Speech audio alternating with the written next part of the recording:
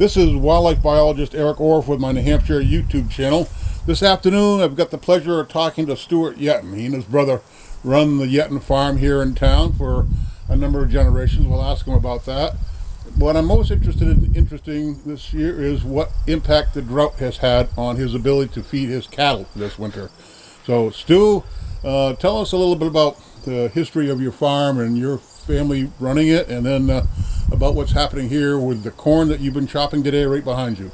Well, my niece and nephew would be wrapping up basically the fifth generation of Yeatons that have been farming here in this area. I'm not sure if that next generation is going to stay in it because what we've all been going through for the last 10 years really now. But anyways, we have almost 200 head, and we rely on a lot of rented land, and we own sizable acreage, but we plant 100 acres of corn and a little over 110 acres of hay land that we need. What's been the impact? Well, first of all, the COVID in March kind of hit the milk prices, right? So that gave you the first ding this year, which wasn't all that good to begin with, right? No, prices had been peaked 2 years ago, and they've been going down. And then with the COVID events, we were limited on our production, so we've had to cut back on production. And then with the price of milk dropping, because there's so much out there with the schools being shut down, the restaurants and such. So it's been 2020 is going to be a year. I mean, we'll always remember for multiple things. But my mother's 97, and her great granddaughters the youngest is 14.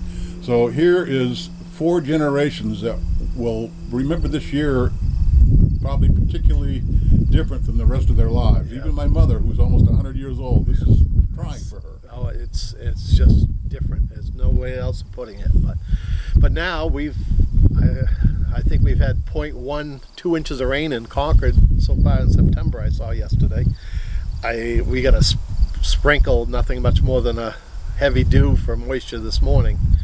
But crops have been, we're in trouble with our crops, there's no doubt about it. The corn's not as bad as we originally thought it was going to be, but it's still, I think we're going to be about 20% off. I haven't totaled up the loads yet, but the drouthy soil, you can see behind us here, we're up on a little bit of a ridge here. And I drove in and looked like I was in the Sahara Desert. Everything's dusty.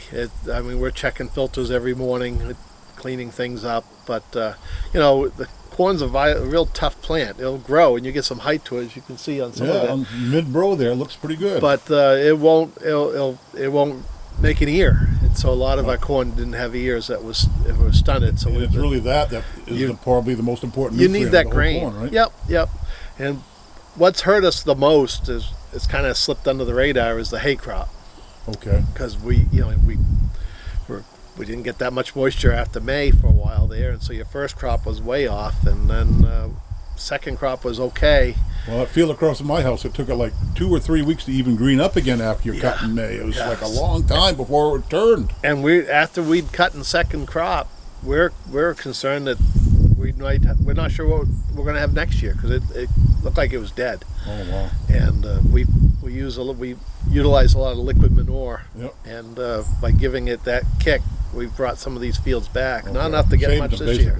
We're hoping to save them. It's greening them up a little bit so they can get through the winter and the freezing and stuff. So okay, all right. But that's why you did it late rather than saying after you cut the first crop. I was wondering, why didn't you do it after the first crop and give the second crop a boost? But you wanted to save the crop for the winter to get it survive. I'm hoping to give it a kick so it can get through. I mean, I was wondering that. Yeah, this year's not much we can do about it, but we're that optimistic. We're looking forward to the next year. We have to. So, gardeners and farmers, we got to do that. Yep. And another thing we're doing this year, because of this dustiness, a few years ago we experimented with a lot of other farms with putting ryegrass on with a helicopter. Yes, I watched that. And awesome. that worked pretty good. It was federally funded, and those funds have dried up. But what we're doing this year, we're getting the corn off earlier. We're going to come in here and put ryegrass back down to try to help hold this soil, because it's going to blow away if we don't get a cover crop on it. So, I mean, I'm going to put the seed on, and we'll hopefully get just enough moisture that I can kick it in without it blowing away. We're, but as far as hay goes, I've got a couple loads of hay coming out of Ontario, Canada, I guess, is where we're going to have to get it. So Now, so what could, say, turkey hunters or hunters do to help the farmers? Is there anybody we should be calling or asking for support? Have you gotten any support since the drought has happened? The COVID relief funds from the state, the Department of Agriculture, they stepped up to the plate to help the dairy because of the price. The milk price drops. Right. The state of New Hampshire needs open land, and we're the ones that farmers keep the land open. Yep, So every turkey hunter that I mentioned, I said, "Where did you turkey hunt?" They hunt the farmland. Yeah. We got a record number of turkeys, record turkey hunting success because we have farms. And if you disappear, our turkeys are going to go along with the farmers. They're going to be gone. Some of the land around our property, we just, for safety of our animals and everything, we don't allow hunting. But for the most part, that spring turkey hunt, if you come see me or my brother, we're going to tell you where you can get a bird. If you're a youth hunt, I know a lot of young kids have gotten their first turkeys because we're able to put them on. My granddaughter too. Okay. both on your land. I have hunted your land much of my life for 40-something years. I thank you for that. And hunters need to be contacting the governor, or doing whatever we need to do to support open space. The farmers. Open space. We're the ones going to keep it open. And like I said, respect our gates and stuff. That's if we're harvesting and stuff, don't block our gates, because we may have a field you don't see down back that we're coming out of. I hear that once in a while. Another thing, he just showed me a picture of his hay field he was mowing, that he spotted an aluminum arrow in the hay crop, which would not be good for his cows. So if you lose an arrow, do not lose an arrow.